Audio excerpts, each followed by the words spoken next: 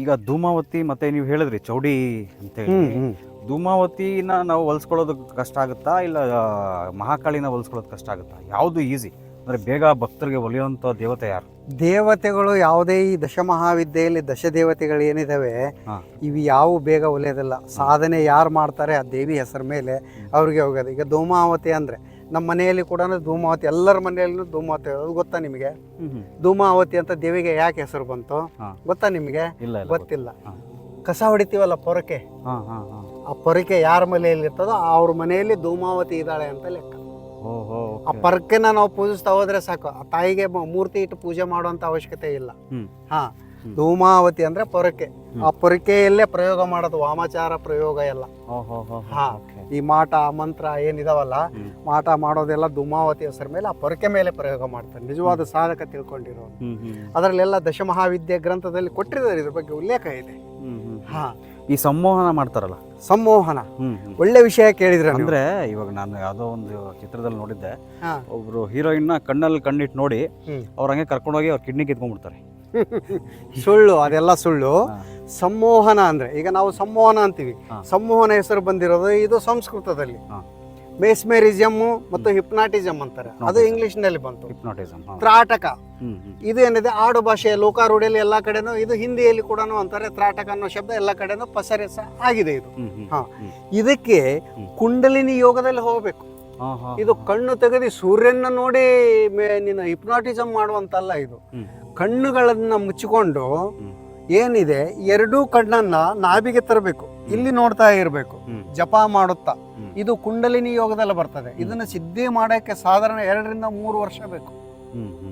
ಸಂಮೋಹನ ವಿದ್ಯೆ 2 ರಿಂದ 3 ವರ್ಷ ಆದ್ಮೇಲೆ ಸಿದ್ಧಿ ಸಿಗ್ತದೆ. ಎರಡೂ ಕಣ್ಣು ಸೇರಿ ಇಲ್ಲಿ ಯಾವಾಗ ಒಂದಾಗ್ತದೆ, ಈ ಕಣ್ಣು ಓಪನ್ ಆಗ್ತದೆ. ಶಿವನಿಗೆ 3 ಕಣ್ಣು ಅಂತಾರೆ, ಹಾಗೆ ನಮ್ಮೆಲ್ಲರಿಗಿನ 3 ಕಣ್ಣಿದಾವೆ.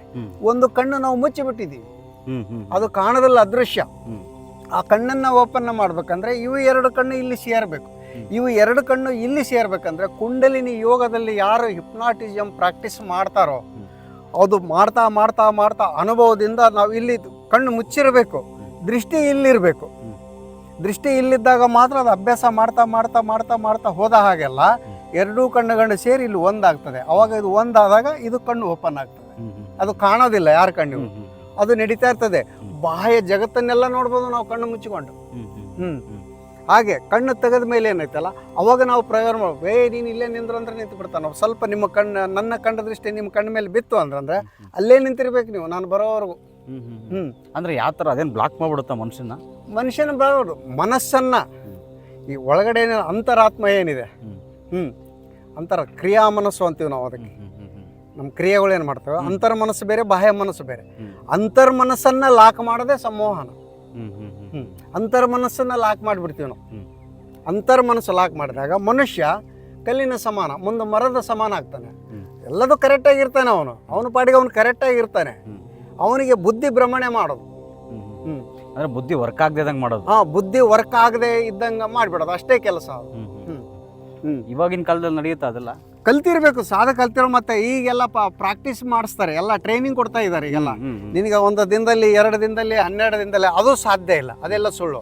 ಮಾಡ್ಲಿಕ್ಕಲ್ಲ. ಅದರಲ್ಲಿ ಕೆಲವು ಮ್ಯಾಜಿಕ್ ಮಾಡ್ತಿರ್ತಾರೆ, ಅವೆಲ್ಲ ಕಣ್ಕಟ್ಟು ಜಾದು ಇರ್ತವೆ. ಅದೆಲ್ಲ ಸುಳ್ಳು. ಅವರೆಲ್ಲ ಅಯೋಗ್ಯರು ಅದ ಕೆಲಸ ಮಾಡೋರು. ಇದಕ್ಕೆ ವರ್ಷಾನುಗಂಟ್ಲೆ ಅಭ್ಯಾಸ ಆಗಿರ್ಬೇಕು. ಇದಕ್ಕೆ ಕುಂಡಲಿನಿ ಯೋಗದಲ್ಲಿ ಮಾತ್ರ ಇದು ಸಾಧ್ಯ. ಮೂಲಾಧಾರದಿಂದ ಸಹಸ್ರಾರದವರೆಗೂ ಈ ಯಾರು ಇದನ್ನ ಸ್ಟಡಿ ಮಾಡಿರ್ತಾರೋ, ಅಭ್ಯಾಸ ಮಾಡಿರ್ತಾರ, ಅವರಿಗೆ ಕುಂಡಲಿನಿ ಜಾಗೃತೆ ಅಂದ್ರೂ ಅದೇ, ಸಂಮೋಹನ ಅಂದ್ರೂ ಅದೇ. ಅಷ್ಟು ಪವರ್. ಹೌದೌದು. 3ನೇ ಕಣ್ಣು ಓಪನ್ ಆಗೋವರೆಗೂ ಅವನಿಗೆ ಸಂಮೋಹನ ಸಿದ್ಧಿ ಆಗಿಲ್ಲ ಅಂತ ಲೆಕ್ಕ. ಬೇಸಿಕ್ ಅದು ಬೇಸಿಕ್. ಅದು ಗುರು ಮುಖಾಂತರನೇ ಆಗಬೇಕು. ಅದನ್ನ ನಾವು ಪ್ರಾಕ್ಟೀಸ್ ಮಾಡುವಾಗ, ಅಂದ್ರೆ ಅದನ್ನ ಕಲಿಯುವಾಗ ಏನಿದೆಲ್ಲ, ಅನ್ನ ಆಹಾರಗಳಿಗೆ ನಿಯಮಿತವಾಗಿರ್ಬೇಕು. ಅದಕ್ಕೆಲ್ಲ ಅದನ್ನು ಅಭ್ಯಾಸ ಮಾಡುವಾಗ ಊಟ ಮಾಡ್ತಕ್ಕಂಥ ಆಹಾರಗಳೇ ಬೇರೆ ಆಗಿರ್ತವೆ. ಇವೆಲ್ಲ ಊಟಗಳು ಮಾಡ್ಲಿಕ್ಕೆ ಬರೋದಿಲ್ಲ. ಅದಕ್ಕೆಲ್ಲ ಆಹಾರ ಪದ್ಧತಿ ಬೇರೆ, ಆಹಾರ ಪದ್ಧತಿನೇ ಬೇರೆ ಇದೆ, ನೀರು ಕುಡಿಯೋ ಪದ್ಧತಿನೇ ಬೇರೆ ಇದೆ. ಅದಕ್ಕೆ ನಾವು ಒಂದು ದಿನಕ್ಕೆ 5 ಲೀಟರ್ ನೀರು ಕುಡಿದ್ರೂ ಏನಿದೆಲ್ಲ, ಒಂದು 10 ಲೀಟರ್ ನೀರನ್ನ ನಾವು ಕಣ್ಣು ಬಾಯಿ ಸ್ವಚ್ಛ ಮಾಡ್ಲಿಕ್ಕೆ ಇಟ್ಕೊಂಡಿರ್ಬೇಕು. ಬಾಯಿ ಸ್ವಚ್ಛ ಮಾಡಬೇಕು, ಮೂಗು ಸ್ವಚ್ಛ ಮಾಡಬೇಕು. ಅದು ತ್ರಾಟಕ ನಾವು ಕಲಿಬೇಕಾದ್ರಂದ್ರೆ ಅದು ಕಂಟಿನ್ಯೂ ಆಗಿ ಮಾಡೋದಲ್ಲ, ಆಗಲಿಲ್ಲ. 1 ಗಂಟೆ ಬಿಟ್ಟು ಅದನ್ನ ಬರೀ 10 ನಿಮಿಷ ಸ್ಟಡಿ ಮಾಡ್ತಾ ಹೋಗ್ಬೇಕು, 1 ಗಂಟೆ ಗ್ಯಾಪ್ ಕೊಡಬೇಕು, ಮತ್ತೆ 10 ನಿಮಿಷ ಪ್ರಯೋಗ ಮಾಡ್ಬೇಕು. ಅದನ್ನು 1 ಗಂಟೆ ಬಿಡಬೇಕು, ಮತ್ತೆ 10 ನಿಮಿಷ. ಹಿಂಗೆ ಬೆಳಗಿನ ಜಾವ, ಸಾಯಂಕಾಲ ಜಾವ, ಬೆಳಿಗ್ಗೆ ಒಂದು 2 ಅವರ್, ಸಾಯಂಕಾಲ ಒಂದು 2 ಅವರ್ ಇಷ್ಟೇ ಸಾಧನೆ ಮಾಡ್ಬೇಕು. ಅದು ಹಗಲೆಲ್ಲ ಮಾಡೋದಲ್ಲ. ಸೂರ್ಯ ಕಿರಣಗಳು ತಲೆ ಮೇಲೆ ಬಂದ ಹಾಗೆಲ್ಲ ಅದನ್ನು ಮಾಡುವಂತ ಇದು ಇಲ್ಲ.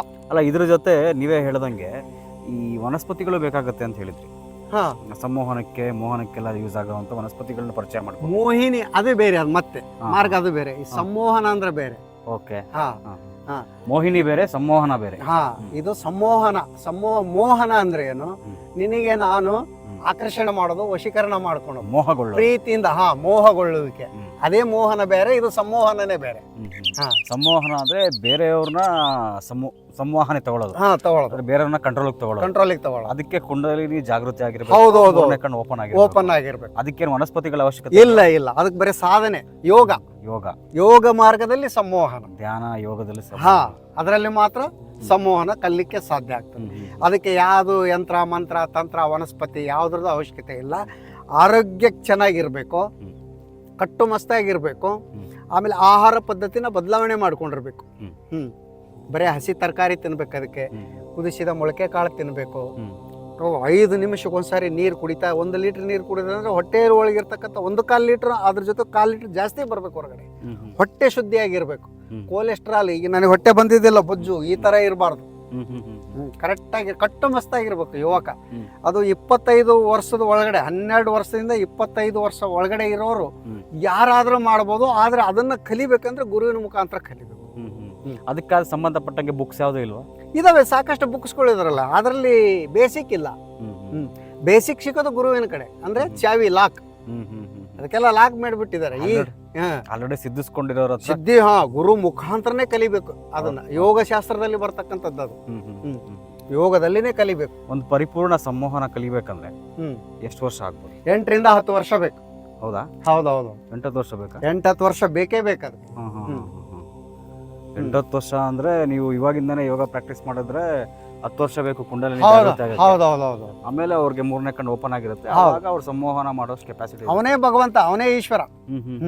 ಬಟ್ ಅದು ಒಳ್ಳೆ ಕಾರ್ಯಕ್ಕೆ ಯೂಸ್ ಮಾಡ್ಬೋದಾ ಇಲ್ಲ ಕೆಟ್ಟ ಕಾರ್ಯಕ್ಕೆ? ಅದು ಮಾಡೋದೇ ಒಳ್ಳೆ ಕಾರ್ಯಕ್ಕೆ. ಕೆಟ್ಟ ಕಾರ್ಯ ಏನೋ ಮಾಡಕ್ ಬರಲ್ಲ.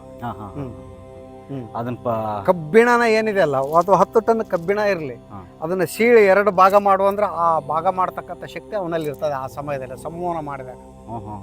ಈ ಬೆಟ್ಟನ ಸೀಳಿ ನೀ ಆಚೆ ಕಡೆ ಹೋಗ್ಬೇಕಂದ್ರೆ ಹೋಗ್ತಿರ್ತಾನೆ, ಬೆಟ್ಟ ಹಂಗೆ ಇರ್ತದೆ. ಅದು ಅವನಲ್ಲಿ ಅಂತ ಶಕ್ತಿ ಇರ್ತದೆ, ಆ ಪವರ್ ಇರ್ತದೆ.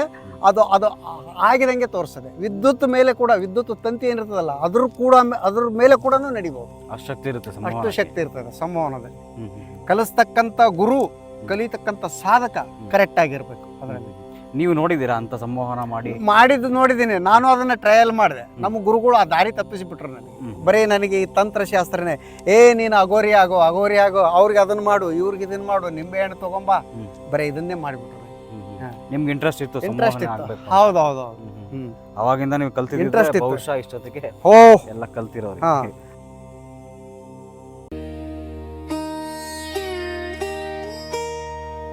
ಕಾಲಿ ಮಹಾಕಾಲಿ